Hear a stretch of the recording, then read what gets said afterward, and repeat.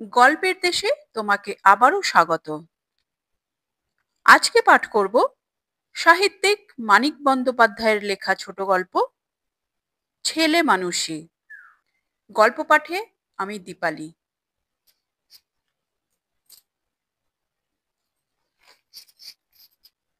ব্যবধান টেকেনি। হাত দুই চওড়া সরু একটা বন্ধ প্যাসেজ বাড়ির সামনের দিকটা তফাতে রেখেছে।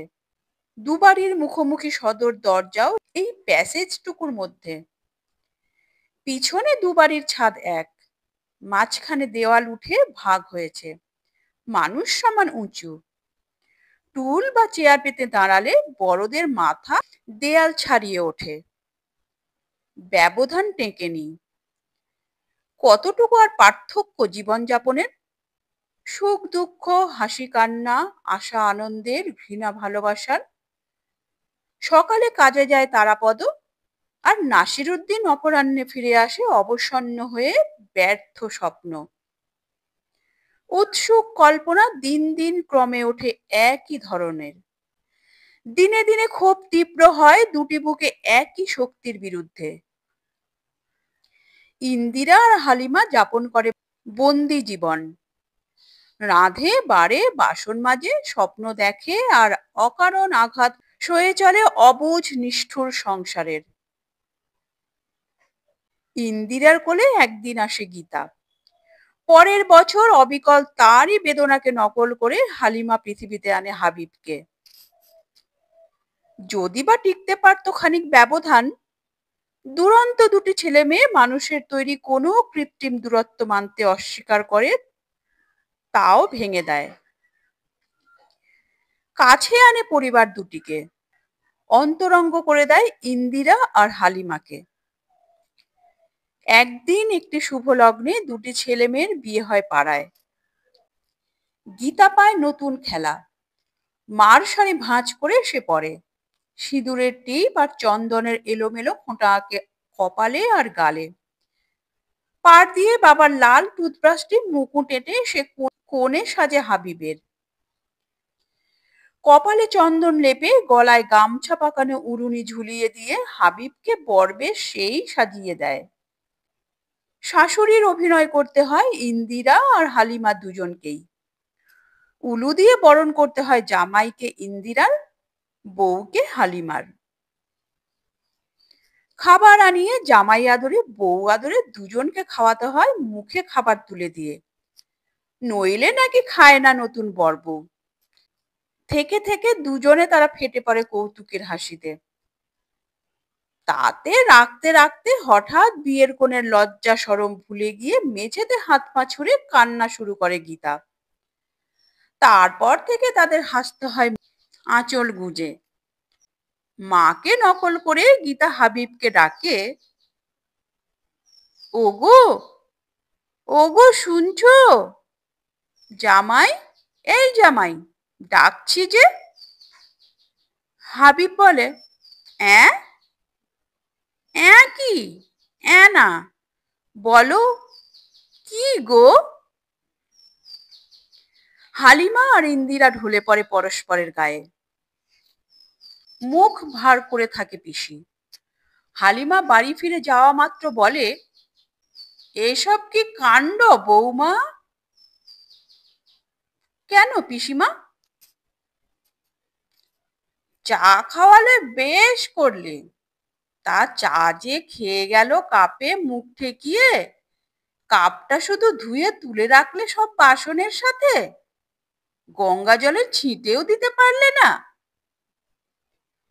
ভিন্ন একটা কাপ রাখলেই হয় ওর জন্যে।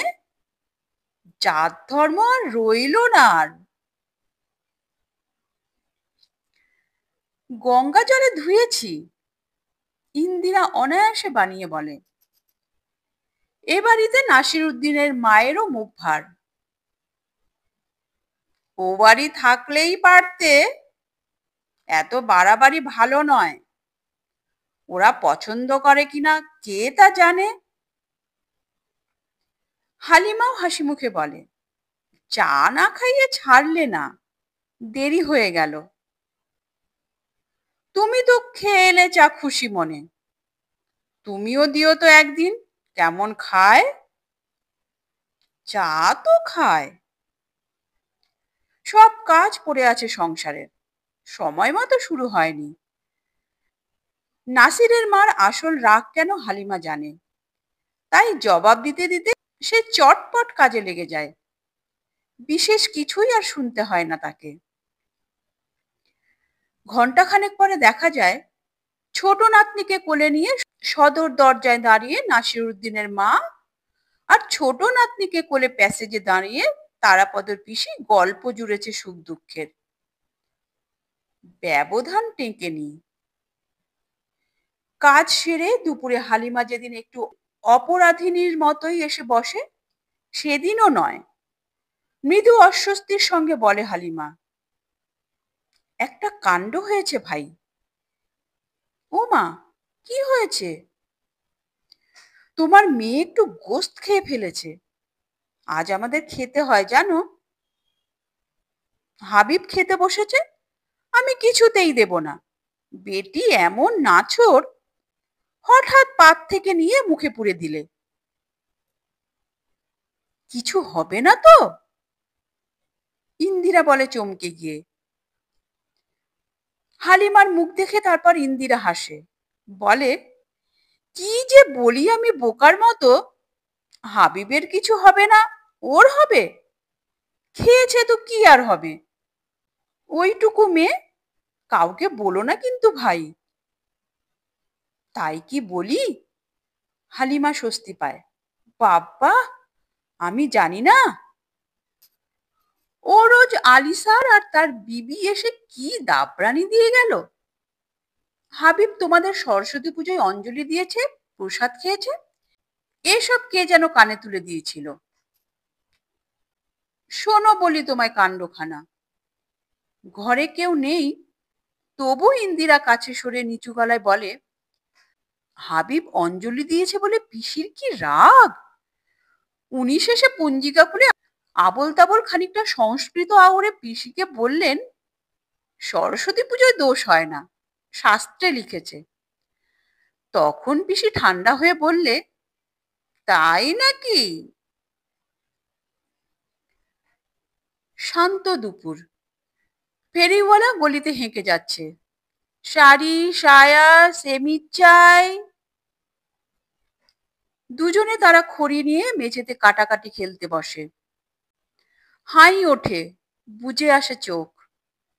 চোখে চোখে চেয়ে ক্ষীণ শান্ত হাসি ফোটে দুজনের মুখে। আঁচল বিছিয়ে পাশাপাশি একটু শোয় তারা। দুটি স্ত্রী, দুটি মা, দুটি রাঁধুনি, দুটি দাসী। ঘুমোয় না। সে আরামের খানিক সুযোগ জোটে বেলা যখন আরো অনেক বড় হয় গরমের দিনে। আজকাল শুধু একটু ঝিমিয়ে নেবার অবসর মেলে। ঝিমানো চেতনায় ঘামারে স্তব্ধ দুপুরের ছাড়া ছাড়া শব্দগুলি। তার মধ্যে সবচেয়ে স্পষ্ট থাকে ছাতে হাবিব আর গীতার দাপাদাপির শব্দ। ব্যবধান টেকেনি। কেন যে সেটা মাথাচাড়া দিয়ে উঠলো আচমকা, এমন ভয়ানক একটা বীভৎস রূপ নিয়ে। কেন এত হানাহানি খুনোখুনি চারিদিকে বোঝে না তারা।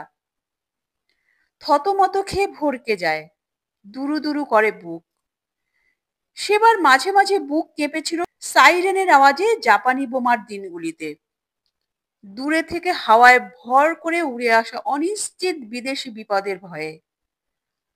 তার চেয়ে ব্যাপক ভয়ানক সর্বনাশ আজ মাথাচাড়া দিয়ে উঠেছে দেশের বুকে, শহর জুড়ে, পাড়ায়, ঘরের দুয়ারে। বুকের জোরালো ধরফরানি থামবার অবকাশ পায় না আজ। বাড়ে আর কমে, কমে আর বাড়ে। তবে কথা এই যে এটা মেশালো পাড়া। নিজেরাই বলা বলি করে নিজেদের মধ্যে যতটা নিরুপায় নয়, তার চেয়ে অনেক বেশি মরিয়ার মতো। এতেই অনেকটা ভরসা খাড়া আছে মারাত্মক আতঙ্ক, গুজব আর উস্কানির সোজাসুজি পেঁচালো আর চোরাগুপ্তা আঘাত সয়ে যে আঘাত চলেছেই। বাস্তব এই অবলম্বনও পাওয়া গেছে সকলে মিলে গড়া পিস কমিটিতে। বিভ্রান্ত না করে যার জন্মলাভের প্রক্রিয়াটাও জাগিয়েছে আস্থা। কারণ বড় বড় কথা উথলায়নি সভায় আদর্শমূলক ভাবোচ্ছ্বাসে। মিলনকে আয়ত্ত করার চেষ্টা হয়নি শুধু মিলনের জয়গান গেয়ে। এই খাঁটি বাস্তব সত্যটার উপরে বেশি জোর পড়েছে যে এ পাড়ায় হাঙ্গামা হলে সবার সমান বিপদ। এটা মেশালো পাড়া। হয়তো এ পাড়ায় শুরু হবে না সে তাণ্ডব, কে জানে। চারিদিকে যে আগুন জ্বলছে তার হলকাতে ছ্যাঁকা লেগে গেলেই মনে কি কম জ্বালা। সব হারা শোকাতুর দিশেহারা আপনজনেরা এসে অভিশাপ দিচ্ছে, বলছে মারো, কাটো, জবাই করো, শেষ করে ফেলো। এ এসে ও এসে বুঝিয়ে যাচ্ছে মারা ছাড়া বাঁচার উপায় নেই। অনেক কালের মেশামেশি বসবাস, হয়তো তেমন ঘনিষ্ঠ নয় মেলামেশা সবার মধ্যে, সেটা আসলে কিন্তু এটা শহরের বলেই। পাখা সবারই পঙ্গু, মানুষকে হাঁস মুরগি করে রাখা মর্জি মালিকের। পাখা ঝাঁটিয়ে চলতে হয় জীবনের পথে। তাই তো বলি, পাখি নাকি আমরা? হালিমা বলে মুখোমুখি জানালায় দাঁড়িয়ে। তারা খেয়ে খেয়ে আজ এখানে কাল সেখানে উড়ে বেড়াবো, গাছের ডালে বাসা বানাবো। আর বলো না ভাই, ইন্দিরা বলে, মাথা ঘুরছে কদিন থেকে। এসব কি কাণ্ড? অ্যাঁ, কি রাঁধলে? তেমন প্রাণখোলা আলাপ কিন্তু নয়, কদিন আগের মতো। গলায় মৃদু অস্বস্তির সুর দুজনেরই। চোখ এড়িয়ে সন্তর্পণে জানালা দুটির একটি করে পাট খুলে কথা কইছে। কাজটা যেন অনুচিত। আসা যাওয়া বন্ধ হয়ে গেছে হঠাৎ। দুজনের বাড়িতেই আচমকা আশ্রয় নিতে আত্মীয় স্বজনের আবির্ভাব ঘটেছে বলেই নয়, শুধু বাড়ির মানুষ বারণ করে দিয়েছে মেলামেশা, ঘনিষ্ঠতা, অন্তত সাময়িকভাবে। কি যে হবে ভাবছি। দুধে নাকি বিষ মেশাচ্ছে গয়লারা। দুধ জাল দিয়ে আগে বিড়ালটাকে খানিকটা খাওয়াতে হয়। ছেলেপিলেরা খিদেই কাঁদে, দেওয়া বারণ। আধ ঘন্টা বিড়ালটা কেমন থাকে দেখে তবে ওরা পায়। রুটি আনা বন্ধ করেছেন। রুটি যারা বানায় তাদের মধ্যে তোমরাই নাকি বেশি। এক টুকরো রুটি আর চা জুটত সকালে, এখন শুধু একটু গুড়ের চা খেয়ে থাকো সেই একটা দুটো পর্যন্ত। এত লোক বেড়েছে, ডাল তরকারি ছিটে ফোটা এক রোজ থাকে, আর এক রোজ একদম সাফ, ভাতেও টান পড়ে।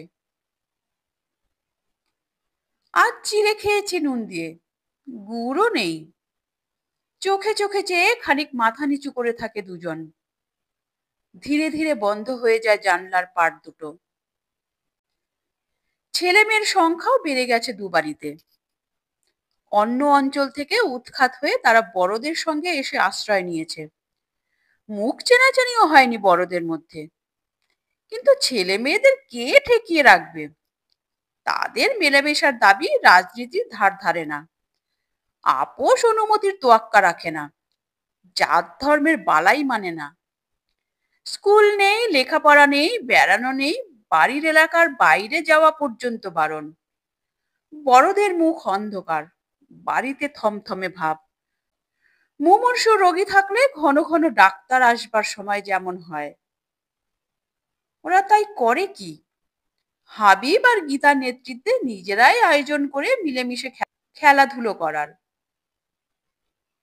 বাড়িতে ঠাঁই নেই, নিজেরাই তৈরি করে নেয় খেলাঘর। হাঙ্গামা করতে হয় না বেশি। বাইরের প্যাসেজে দুপাশের দেওয়ালে দুটো পেরেক পুঁতে একটা কাপড় টাঙিয়ে দিতেই প্যাসেজের শেষের অংশটুকু পরিণত হয়ে যায় চারিপাশে ঘেরা ছোটখাটো একটা ঘরে। কিছু চাল ডাল ডাঁটা পাতা জোগাড় হয়েছে। গীতা এনে দিয়েছে ছোট তোলা উনুনটি আর তেল মশলা। তরকারির অনটনে সবার মন খুঁতখুত করতে থাকায় হাবিব এক ফাঁকে বাড়ির ভেতর থেকে সরিয়ে এনেছে কিছু আলু, পেঁয়াজ আর একটা আস্ত বেগুন। জোরালো পরামর্শ চলছে, সবকিছু দিয়ে এক করা খিচুড়ি রাধা, অথবা খিচুড়ি, ভাজা, তরকারি সবই রাধা হবে। রান্নার ভার নিয়েছে মেহের। তার বয়স 9-10 বছর। এই বয়সেই বড়দের আসল রান্নার কাজে তাকে সাহায্য করতে হয় বলে তার অভিজ্ঞতার দাবি সবাই বিনা প্রতিবাদে মেনে নিয়েছে। কিন্তু উনুনে তাদের আঁচও পড়ে না, রান্নাও শুরু হতে পায় না। টের পেয়ে হাঁ হাঁ করে ছুটে আসে দুবাড়ির বড়রা। মেহেরের বাপের নিকাবউ নুরুন্নেসা মেয়ের বেনি ধরে মাথা টেনে গালে চড় বসায়। পুষ্পর মামিমা এক ঠোনায় রক্ত বার করে দেয় ভাগ্নির ঠোঁটে। কান ছাড়াতে হাত পা ছড়ে গীতা। লাথি লাগে তারাপদর পেটে। হাবিব কামড় বসিয়ে দেয় নাসিরুদ্দিনের হাতে। বাচ্চাদের কাঁদা কাটা, বড়দের হইচই মিলে সৃষ্টি হয় আওয়াজ। প্রতিবেশীরা ছুটে এসে কি হয়েছে জানতে চেয়ে বাঁধিয়ে দেয় রীতিমতো হুল্লোড়। প্যাসেজের মুখে গলিতে জমে ওঠে লাঠি, রড, ইট হাতে ছোটখাটো ভিড়। কয়েক মুহূর্ত স্থির হয়ে যাবে মেশালো পাড়ার ভাগ্য। জিইয়ে রাখা শান্তি অকারণে ডেকে আনা সর্বনাশ। কান্না ভুলে বড় বড় চোখ মেলে ছেলেমেয়েরা চেয়ে দেখে বড়দের অর্থহীন কাণ্ড। ভলান্টিয়ার সঙ্গে নিয়ে পিস কমিটির যুগ্ম সম্পাদক দুজন ছুটে আসায় অল্পের জন্য হাঙ্গামা ঠেকে যায়। সম্পাদক দুজন ব্যাপারটা বুঝিয়ে বলেন। ভিড়ে ভাঙন ধরে। 2-4 মিনিটের মধ্যে ভলান্টিয়াররা ভিড় সাফ করে দেয়।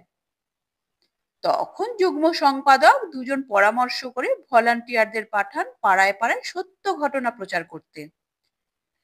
এমন স্পর্শকাতর হয়ে আছে মানুষজনের মন যে একরকম তুচ্ছ ঘটনাও দেখতে দেখতে ছড়িয়ে পড়তে পারে মারাত্মক গুজব হয়ে। বিকালে একটা লরি আসে পুলিশ ও সৈন্যের ছোট একটি দল নিয়ে। চারিদিকে তখন শান্ত। বুটের আওয়াজ তুলে কিছুক্ষণ তারা এদিক ওদিক টহল দেয়। এবাড়ির দরজায় ঘা মেরে এর ওর দোকানে ঢুকে জিজ্ঞাসা করে কোথায় গোলমাল হয়েছিল। জবাব শুনে আশ্চর্য অবিশ্বাস্য যে কোথাও গোলমাল হয়নি। ক্রুদ্ধ অসন্তুষ্ট মনে হয় তাদের। আগমন কি তাদের অনর্থক হবে? গলির মোড়ে নিতাইয়ের দোকানের এক পাশে তক্তপোষ পেতে 4 জন সশস্ত্র সৈন্যের ঘাঁটি বসিয়ে লরি ফিরে যায় বাকি সকলকে নিয়ে। নতুন এক সশঙ্ক অস্বস্তিবোধ ছড়িয়ে পড়ে মেশালো পাড়ায়। সাঁঝবাতির আগেই বন্ধ হয়ে যায় দোকানপাট। মানুষ গিয়ে ঢোকে কোটরে, শূন্য হয়ে যায় পথ। এ বাড়ি থেকে কথা শোনা যায় ও বাড়ির, কিন্তু কথার আদান প্রদান বন্ধ হয়ে গেছে। চুপি চুপি 2-1 মুহূর্তের জন্য মুখোমুখি জানলার পাটও একটু ফাঁক হয় না। এ বাড়ি ভাবে ও বাড়ির জন্য মিলিটারি এসে পাড়ায় বসেছে। কি জানি কখন কি হয়। ছেলে মেয়েদের বাড়ির বাইরে যাওয়া বারণ। ঘরের সেলে তারা কয়েদ। ছাদ ভাগ করা দেওয়ালের এপাশ থেকে গীতা বলে, আসবি হাবিব? মারবে যে। না, পিসির ঘরে চুপি চুপি খেলবো। পিসি বকবে তো। দূর, রান্না করে নিয়ে আসতে পিসি বিকেল বেজে যাবে। ছাদের সিঁড়ির মাঝে বাঁকের নিচু লম্বাটে কোটরটি পিসি বহুদিন দখল করে আছে। তার নিচে দোতলায় কলঘর। লম্বা মানুষ এ ঘরে দাঁড়ালে ছাতে মাথা ঠেকবে। পিসির নিজস্ব হাঁড়ি কুড়ি, কাঠের বাক্স, কাঁথা বিছানায় কোটরটি ভরা। কুশের আসন পেতে এ ঘরে পিসি আহ্নিক করে। আমিষ রান্নাঘরে একবার ঢুকলে স্নান করে শুদ্ধ হবার আগে পিসি আর এ ঘরে আসে না। ঘরের মধ্যে এভাবে লুকিয়ে চুপি চুপি কি খেলা করবে? হাবিবকে নিয়ে এবাড়ির ছেলে মেয়েদের সঙ্গে যোগ দেবার উপায় নেই। ওদেরও ডাকা যায় না এখানে, তাই নতুন খেলা আবিষ্কার করে নিতে হয়। দাঙ্গা দাঙ্গা খেলবি? গীতা বলে। লাঠি কই, ছোড়া কই? প্রশ্ন করে হাবিব। গীতা বলে, দাঁড়া। গীতা চুপি চুপি অস্ত্র সংগ্রহ করে নিয়ে আসে। তারাপদর খুর আর ছুরি। খুরটি পুরনো, কামানো হয় না। কাগজ পেন্সিল দড়ি কাটার কাজেই লাগে। পায়ের আঙুলে ভর দিয়ে দাঁড়িয়ে অনেক কষ্টে গীতা ভেতর থেকে দরজার ছিটকিনি এঁটে দেয়। হাবিবের চেয়ে সে একটু ঢ্যাঙা। তুই আকবর, আমি পদ্মিনী, আয়। খেলা, ছেলে খেলা। অসাবধানে কখন যে সামান্য কেটে যায় একজনের গায়ে অপরের অস্ত্রে। মারলি? ব্যথা পেয়ে ক্রুদ্ধ হয়ে সে প্রতিশোধ নেয় অপরের গায়ে। জেদি দুরন্ত ছেলে মেয়ে দুজন। ব্যথায় রাগে অভিমানে দিশেহারা হয়ে কাটাকাটি হানাহানি শুরু করে ভোঁতা খুর আর ভোঁতা ছুরি দিয়ে। সেই সঙ্গে চলে গলা ফাটিয়ে আর্তকান্না। ইন্দিরা পিসিমারা ছুটে আসে, কলরব করে। ছুটে আসে ও বাড়ির হালিমা, নুরুন্নেসারা। তারা সিঁড়িতে দাঁড়িয়ে পিসির কোটরের দরজার সামনে ভিড় করে থাকায় তারাপদ ও অন্য পুরুষদের দাঁড়িয়ে থাকতে হয় সিঁড়ির নিচে। সদর দরজায় বাড়ির অন্য পুরুষদের সঙ্গে দাঁড়িয়ে নাসিরউদ্দিন হাঁকে, তারাপদ। দুটি মাত্র শিক বসানো ছোট্ট একটা খোপ আছে পিসির ঘরে। একসময় একজনের বেশি দেখতে পারে না ভেতরের কাণ্ড। এক নজর ভেতরে তাকিয়া ইন্দিরা আর্তনাদ করে ওঠে, মেরে ফেললো, মেয়েটাকে মেরে ফেললো গো। দরজায় ধাক্কা মারতে মারতে চেঁচায়, খোল খোল, দরজা খোল। খুনের ছোড়া দরজা বন্ধ করে খুন করছে মেয়েটাকে, দরজা খোল। হালিমাও এক নজর তাকিয়ে অবিকল তেমনি সুরে আর্তনাদ করে ওঠে, মেরে ফেললো, ছেলেটাকে মেরে ফেললো। দরজা ধাক্কা মারতে মারতে চেঁচায়, খোল খোল, দরজা খোল। খুনের ছুরি দরজা বন্ধ করে খুন করছে ছেলেটাকে, দরজা খোল। পিসি চেঁচায়, হায় হায় হায়, সব ছোঁয়াছুঁয়ি করে দিলে গো। নিচে থেকে নাসিরউদ্দিন হাঁকে, তারাপদ, আমরা অন্দরে ঢুকবো বলে দিচ্ছি। পিসিকে ঠেলে সরিয়ে ইন্দিরা আর হালিমা একসঙ্গে পাগলিনীর মতো খোপের ফোঁকর দিয়ে ভেতরে তাকাতে চায়। মাথায় ঠেকাঠেকি হয়ে যায় দুজনের। আক্রমণে উদ্যত পাখিনীর মতো হিংস্র চোখে তারা পরস্পরের দিকে তাকায়। ভেতরে ততক্ষণে গীতা আর হাবিবের হাত থেকে অস্ত্র খসে পড়েছে। বাইরের হট্টগোলে চুপ হয়ে গেছে তারা, কিন্তু লড়াই থামায়নি। আগে কে হার মানবে অপরের কাছে? নিঃশব্দে মেঝেতে পড়ে গড়াগড়ি কামড়াকামড়ি করে। ভেঙে চুরমার হয়ে যায় পিসির হাঁড়িকুড়ি। হায় হায়, সব গেল গো, সব গেল। নাসিরউদ্দিনকে ওপরে ডেকে আনে তারাপদ। সেই লাথি মেরে দরজা ভাঙে। দরজাটা ঠিক ভাঙে না, ছিটকানিটা খসে পড়ে।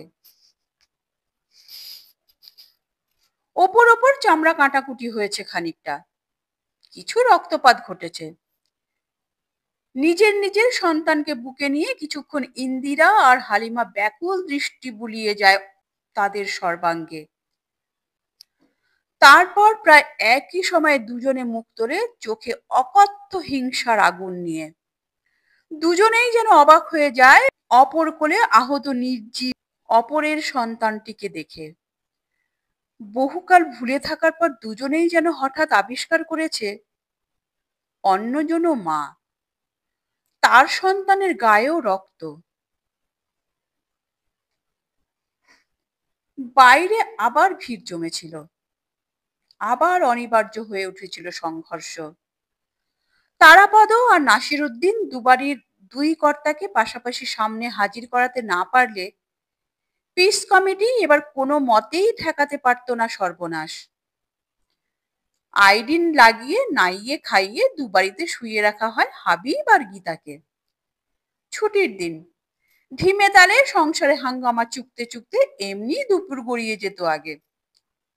এখন আবার বাড়তি লোকের ভিড়। বিকেলের দিকে কিছুক্ষণ আগে পরে দুবাড়িতে খোঁজ পড়ে ছেলে মেয়ে দুটির। খোঁজ মেলে না একজনেরও।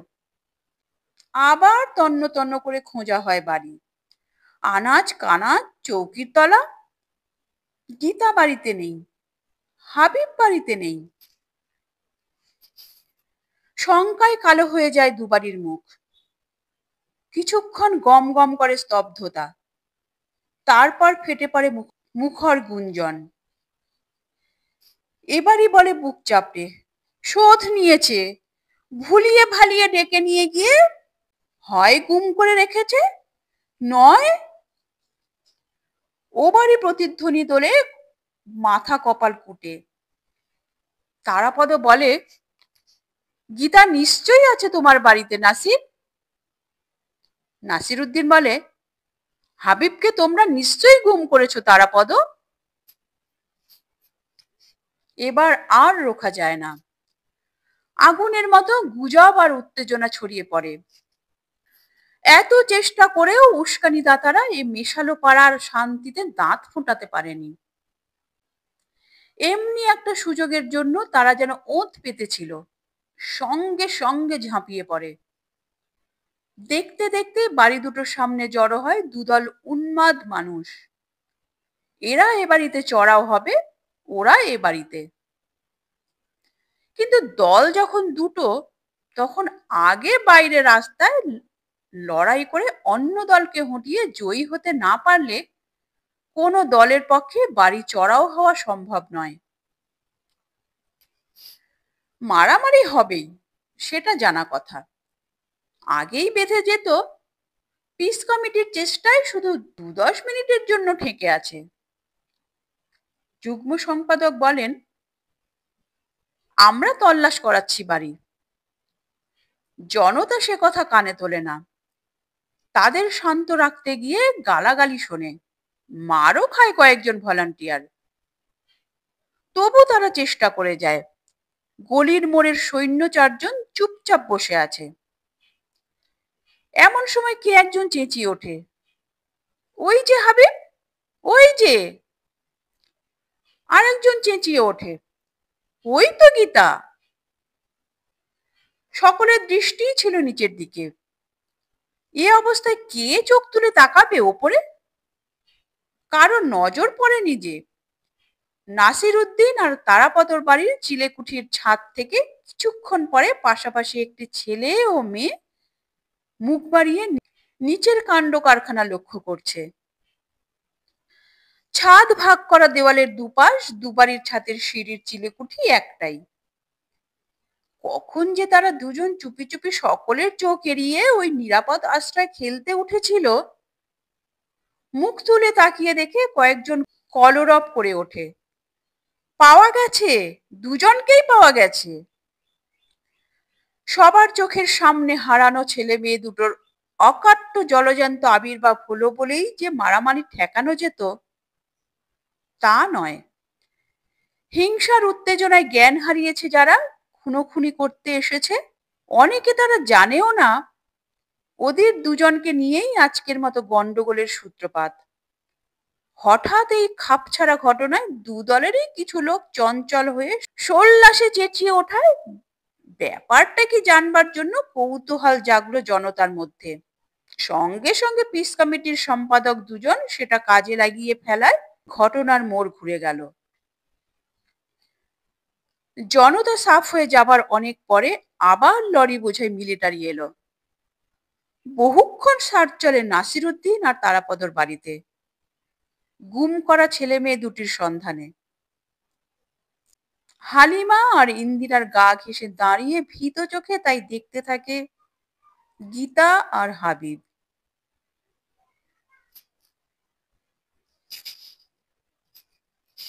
নমস্কার। গল্পের দেশের আজকের এই নিবেদন কেমন লাগলো তা কমেন্ট করে অবশ্যই জানাবে।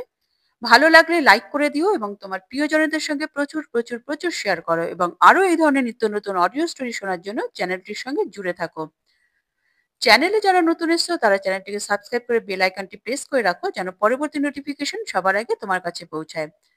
তোমরা গল্প শোনার পাশাপাশি যারা কুকিং এ ইন্টারেস্টেড তারা আমার মায়ের আদরের রান্না নামে একটি কুকিং চ্যানেলে আছে, তোমরা চাইলে সেখানে ভিজিট করতে পারো।